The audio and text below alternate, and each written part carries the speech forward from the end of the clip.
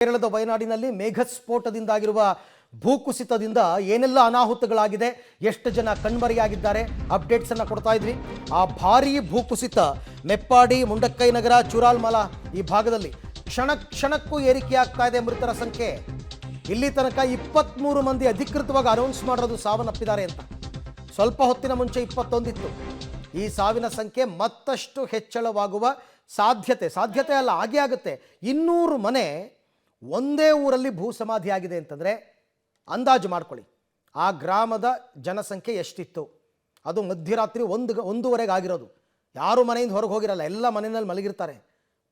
ಮಲಗಿದ್ದ ಹಾಗೆಯೇ ಭೂಕುಸಿತ ಆಗ್ಬಿಟ್ಟು ಎಲ್ಲ ಭೂ ಸಮಾಧಿ, ಸರ್ವನಾಶ, ಊರೇ ಸರ್ವನಾಶ ಆಗ್ಬಿಟ್ಟಿದೆ. ಏನೂ ಇಲ್ಲ, ಅಂದಾಜು ಮಾಡೋಕ್ಕಾಗ್ತಾ ಇಲ್ಲ. ಏನು ಹೋಗಿದೆ, ಅಳಿದುಳಿದಿರ್ತಕ್ಕಂಥದ್ದು ಏನೂ ಗೊತ್ತಾಗ್ತಾ ಇಲ್ಲ.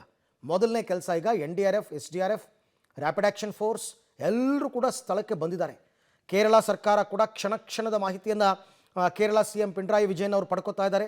ಜೊತೆಗೆ ಪ್ರಧಾನಿ ಮೋದಿಯವರು ಕೂಡ ಪಿಣರಾಯಿ ವಿಜಯನ್ ಬಳಿ ಪರಿಸ್ಥಿತಿಯ ಮಾಹಿತಿಯನ್ನು ಪಡೆದಿದ್ದಾರೆ. ಕೇಂದ್ರದಿಂದ ಎಲ್ಲ ರೀತಿಯ ಅಗತ್ಯ ನೆರವನ್ನು ನೀಡ್ತೀವಿ ಅಂತಕ್ಕಂಥ ಭರವಸೆ ಕೊಟ್ಟಿದ್ದಾರೆ. 2 ಲಕ್ಷ ರೂಪಾಯಿ ಸದ್ಯಕ್ಕೆ ಈಗ ಮೃತಪಟ್ಟವ್ರಿಗೆ 2 ಲಕ್ಷ ರೂಪಾಯಿ ಪರಿಹಾರ ಘೋಷಣೆಯಾಗಿದೆ. ಇದೆಲ್ಲ ಒಂದು ಕಡೆ. ಬಟ್ ಯಾರಾದರೂ ಬದುಕುಳಿದಿದ್ದರೆ ಅವ್ರನ್ನ ಕಾಪಾಡಿ, ಅವರ ಜೀವವನ್ನು ಉಳಿಸಿ. ಆದರೆ ಅದಕ್ಕೆ ಪ್ರಕೃತಿ ಬಿಡ್ತಾ ಇಲ್ಲ. ಎಗೈನ್ ಅದೇ ಜಾಗದಲ್ಲಿ ಪ್ರವಾಹ ಹರಿತಾ ಇದೆ, ಅದೇ ಜಾಗದಲ್ಲಿ ಭೂಕುಸಿತ ಮತ್ತೆ ಆಗುವ ಸಾಧ್ಯತೆ. ನೋಡಿ, ಅಲ್ಲಿ ರಕ್ಷಣೆ ಮಾಡಿ ಕೆಲವ್ರನ್ನ ಕರ್ಕೊಂಡು ಹೋಗ್ತಾ ಇರ್ತಕ್ಕಂಥದ್ದು. ಆ್ಯಂಬುಲೆನ್ಸ್ಗಳನ್ನೆಲ್ಲ ಇಟ್ಕೊಂಡಿದ್ದಾರೆ ಬೇಕಾದಷ್ಟು. ಅಲ್ಲೇ ತಾತ್ಕಾಲಿಕವಾದ ಹಾಸ್ಪಿಟ್ಲು ಕೂಡ ಮಾಡಿದಾರಂತೆ. ಇಮಿಡಿಯೇಟಾಗಿ ಒಂದು ಫಸ್ಟ್ ಏಡ್ ಆದರೂ ಕೊಡೋಕ್ಕಾಗಬೇಕಲ್ಲ, ಅದಕ್ಕೋಸ್ಕರ ನೋಡಿ ಇಲ್ಲಿ ತೊಗೊಂಡೋಗ್ತಾ ಇರೋದು. ಕೆಲವರೆಲ್ಲ ಬದುಕಿರ್ತಕ್ಕಂಥವ್ರು ಒಂಚೂರು ಪಾರು ಅವರು ಬದುಕಿದ್ದಾರೆ ಅಂತ ಗೊತ್ತಾದ ತಕ್ಷಣ ಇಮಿಡಿಯೇಟಾಗಿ ಕರ್ಕೊಂಡು ಬಂದು ಅವ್ರನ್ನ ಟ್ರೀಟ್ಮೆಂಟ್ ಕೊಡುವಂತಹ ಕೆಲಸ ಆಗ್ತಾ ಇದೆ. ಎಷ್ಟು ಜನ ಸಾಧ್ಯನೋ ಅಷ್ಟು ಜನರನ್ನು ಉಳಿಸ್ಬೇಕು ಇವಾಗ. ಅದೇ ಇರೋದು ದೊಡ್ಡ ಚಾಲೆಂಜ್. ಅದೇ ದೊಡ್ಡ ಚಾಲೆಂಜ್ ಇವಾಗ ಅಲ್ಲಿರ್ತಕ್ಕಂಥವ್ರಿಗೆ. ಇನ್ನು ಕಾರು ಅಲ್ಲೋಯ್ತು, ಜೀಪ್ ಇಲ್ಲೋಯ್ತು, ಏನೂ ಮಾಡೋಕ್ಕಾಗಲ್ಲ. ಊರೇ ಹೊಟ್ಟೋಯ್ತು. ಅದು ಯಾವುದೂ ನೋಡೋಕ್ಕಾಗಲ್ಲ ಇವಾಗ. ಸದ್ಯಕ್ಕೆ ಮ್ಯಾಕ್ಸಿಮಮ್ ಕೇರಳ ಸರ್ಕಾರದವರು ಮ್ಯಾಕ್ಸಿಮಮ್ ಅಲ್ಲಿರ್ತಕ್ಕಂಥವ್ರನ್ನ ಬದುಕಿಸುವ ಕೆಲಸವನ್ನು ಮಾಡಬೇಕು. ಮತ್ತು ಉಳಿದಿರ್ತಕ್ಕಂಥವ್ರನ್ನ ಏನಾದರೂ ಅಕ್ಕಪಕ್ಕದ ಗ್ರಾಮಗಳು ಇದೇ ಪರಿಸ್ಥಿತಿ ಇದ್ದರೆ ಅವರೆಲ್ಲರನ್ನೂ ಸುರಕ್ಷಿತ ಪ್ರದೇಶಗಳಿಗೆ ಸ್ಥಳಾಂತರ ಮಾಡಿ. ಸಣ್ಣ ಪುಟ್ಟ ಮನೆ ಗುಡಿಸ್ಲು ಹಾಕ್ಕೊಂಡಿದ್ದಂಥವ್ರಿಗಂತೂ ಮುಗೀತು ಕತೆ, ಏನೂ ಮಾಡೋಕ್ಕಾಗಲ್ಲ. ಹಾಗಾಗಿ ಆ ಗೌರ್ನಮೆಂಟ್ ಈಗ ಗೊತ್ತಾಗುತ್ತೆ ಒಂದು ಸರ್ಕಾರ ಯಾವ ರೀತಿ ಇಂಥ ಪ್ರಾಕೃತಿಕ ವಿಕೋಪಗಳ ಸಂದರ್ಭದಲ್ಲಿ ಹೇಗೆ ನಡ್ಕೊಂತು, ಎಷ್ಟು ಜನರನ್ನ ರಕ್ಷಣೆ ಮಾಡಿದ್ರು. ಈಗ ಒಂದು ಸರ್ಕಾರ ಎಲ್ಲವೂ ಸರಿ ಇದ್ದಾಗ ನಡೆಸ್ಕೊಂಡು ಹೋಗೋದಲ್ಲ, ಯಾವುದೇ ಸರ್ಕಾರಕ್ಕೆ ದೊಡ್ಡ ಸವಾಲಿದು. ಯಾಕೆಂದರೆ ಯಾರು ಬೇಕು ಅಂತ ಮಾಡ್ಕೊಂಡಿರೋದಲ್ಲ, ಸ್ವಯಂಕೃತ ಅಲ್ಲ ಇದೆಲ್ಲ. ಇದು ಪ್ರಕೃತಿ ಮುನಿದರೆ ಏನಾಗುತ್ತೆ ಅನ್ನೋದಕ್ಕೆ ಇವೆಲ್ಲ ಸಾಕ್ಷಿಗಳು. 2018ರಲ್ಲಿ ಕೇರಳದಲ್ಲಿ ಬಂದ ಪ್ರವಾಹ ಊರನ್ನೇ ಮುಳುಗಿಸಿ ನುಂಗ್ ಹಾಕ್ಬಿಟ್ಟಿತ್ತು. ಈಗ ಭೂಕುಸಿತ, ಅವತ್ತೊಂದು ರೀತಿ ಇವತ್ತೊಂದು ರೀತಿ. ಅಲ್ಲಿ ರಕ್ಷಣಾ ಕಾರ್ಯಾಚರಣೆ ಹೇಗೆ ನಡೀತಾ ಇದೆ, NDRF ಟೀಮ್ ಅವರು ಯಾವ ರೀತಿ ಕಾರ್ಯೋನ್ಮುಖರಾಗಿದ್ದಾರೆ ಎಲ್ಲವನ್ನ ಕೂಡ ಗಮನಿಸ್ತಾ ಇದ್ದೀರಾ ದೃಶ್ಯದಲ್ಲಿ. ನೋಡ್ತಾ ಇದ್ದ ಹಾಗೆಯೇ ಮನೆಗಳು, ಅಂಗಡಿಗಳು, ಏನೇನಿದೆ ಎಲ್ಲ ಕೊಚ್ಕೊಂಡೋಗಿದೆ. ಮೇಘಸ್ಫೋಟ ಅಂತ ಹೇಳ್ತಾರೆ ಅದಕ್ಕೇನೆ. ಬರೀ ಮಳೆ ಅಲ್ಲ, ಸಾಧಾರಣ ಮಳೆ ಅಲ್ಲ, ಅಥವಾ ಅಬ್ಬರದ ಮಳೆನಕ್ಕೂ ಇಲ್ಲ. ಮೇಘಸ್ಫೋಟವಾದರೆ ಯಾವ ರೀತಿ ಮಳೆ ಬೀಳುತ್ತೆ, ಅದರಿಂದ ಭೂಕುಸಿತ ಹೇಗಾಗುತ್ತೆ, ಗುಡ್ಡ ಕುಸಿತ, ಭೂಕುಸಿತ.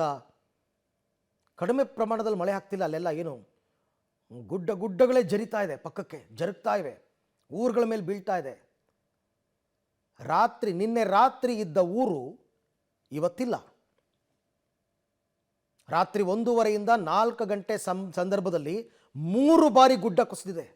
ಒಂದಲ್ಲ ಎರಡಲ್ಲ ಅಂತ 3 ಬಾರಿ. ಊರು 200 ಮನೆ ಇತ್ತಂತೆ, 200 ಮನೆನೂ ಭೂ ಸಮಾಧಿ ಆಗ್ಬಿಟ್ಟಿದೆ. ಈಗ ಒಂದು ಅಂದಾಜನ್ನು ಕೂಡ ಮಾಡೋಕ್ಕಾಗ್ತಿಲ್ಲ ಎಷ್ಟು ಜನ ಸಿಕ್ಕಾಕೊಂಡಿದ್ದಾರೆ ಅಂತ.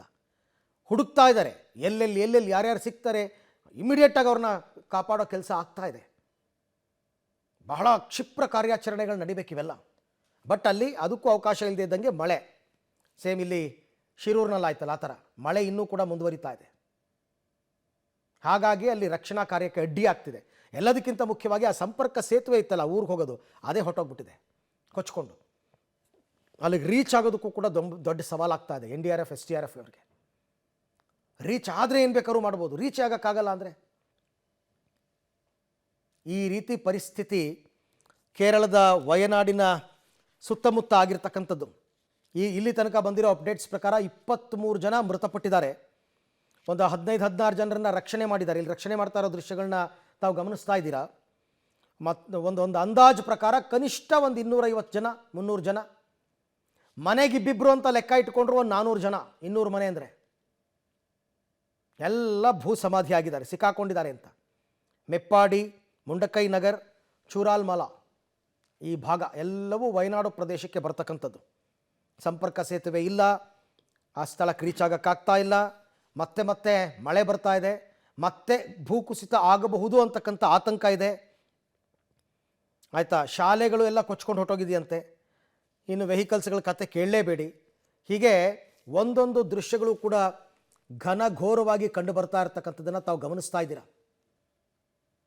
ಎಲ್ಲವೂ ಕೂಡ ನನಗೆ ಇದೆಲ್ಲದರ ಮಧ್ಯದಲ್ಲಿ ಆ ಗ್ರಾಮದಲ್ಲಿದ್ದಂತಹ ಜಾನುವಾರುಗಳು, ಮೂಕ ಪ್ರಾಣಿಗಳು, ಇವುಗಳ ಕಥೆ ಏನೋ ಎಲ್ಲ ಸೇರಿ ಒಂದೇ ಸರ್ತಿ ಎಲ್ಲ ಭೂಕುಸಿತ ಆಗಿಬಿಟ್ರೆ ಯಾರು ಹೊರಗೆ ಬರೋಕ್ಕೆ ಎಲ್ಲಾಗತ್ತೆ, ಯಾವುದು ಕೂಡ ಆಗ್ತಾ ಇಲ್ಲ. ವಿಪರೀತವಾದಂತಹ ಸಮಸ್ಯೆ. ಹಾಗಿದ್ದರೂ ಕೂಡ ಕೆಲವರನ್ನು ರಕ್ಷಿಸುವಂತಹ ಕೆಲಸವನ್ನು ರಕ್ಷಣಾ ಸಿಬ್ಬಂದಿ ಮಾಡ್ತಾ ಇದ್ದಾರೆ.